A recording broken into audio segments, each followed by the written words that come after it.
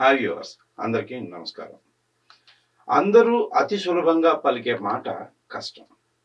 కష్టం అంటే ఏంటో సరైన నిర్వచనం చాలా మందికి తెలియక అలా అనేస్తారు. నిజమైన కష్టం ఏదో తెలిసే వరకు ఈ ప్రపంచంలో ప్రతి పని కష్టమైందిగానే అనిపిస్తుంది.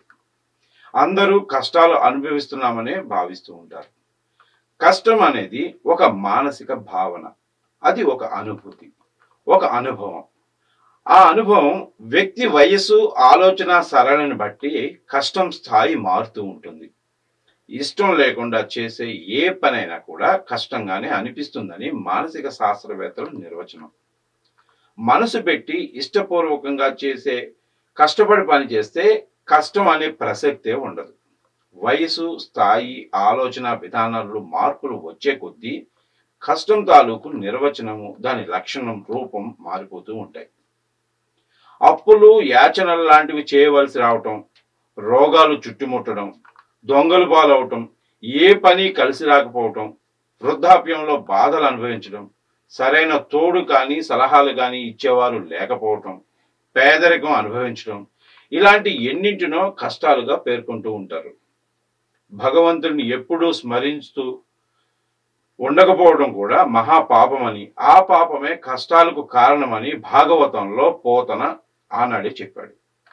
అంటే భగవంతుడి స్మరణ వల్ల కష్టాలు నశిస్తాయని విశ్వాసం కలిగి ఉండాలని దాని అంతరార్థం. గత జన్మలో చేసిన పాపాలు సైతం కష్టాలుగా పరిణమిస్తాయని పౌరాణికులు చెప్పే మాట. ఒకసారి పరిశీలిస్తే జీవితంలో ప్రతి పని కష్టంతో ముడిపడి ఉన్నది. లక్ష్య సాధన కోసం చేసే ప్రయత్నాలు, విషయ సేకరణ, వస్తు ధన సంపాదన, వాటిని నిలబెట్టుకోవడం, వాటిని భద్రపరచడం, ఇలా ప్రతి పని కష్టం. కష్టపడితేనే లక్ష్యాన్ని సాధించడానికి అవకాశం ఉంటుందనేది సత్యం. కష్టం చేయనిదే ఫలితం ఉండదు. కాబట్టి కష్టే ఫలి అనే నానుడి గుర్తుపెట్టుకోవాలి. నువ్వు దేన్ని అందుకోవడానికి కష్టపడకపోతే నీకు ఏది అందుబాటులోకి రాదు.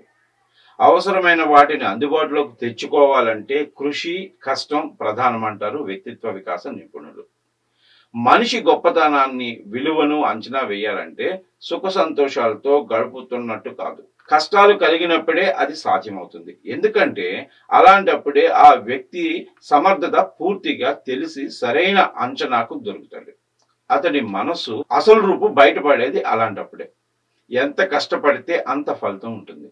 అలాంటి ఫలితాలను పొందిన వారికి జీవితంలో విలువ ఉంటుంది. మన జీవితం కూడా మంచి చెడు విషయాల సమతుల్యతతో జరుగుతుంది.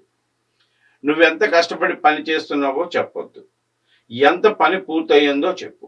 జీవితంలో ఒక కష్టం దాటి వచ్చిన తర్వాత నువ్వు అనుభవించే ఆనందంతో పోటీ పడే అనుభూతి ఈ ప్రపంచంలో మరొకటి ఉండదు. కాబట్టి కష్టాలను ఇష్టంగా ఆహ్వానించు అంటాడు ఒక కవి. కష్టం విలువ ఒకరు చెప్తే తెలిసేది కాదు, అనుభూతి చెందితేనే దాని విలువ తెలుస్తుంది. నిజానికి ఎదుటివారు పడే కష్టం ఇతరులకు చాలా తేలిగ్గా, చులకనగా అనిపిస్తుంది.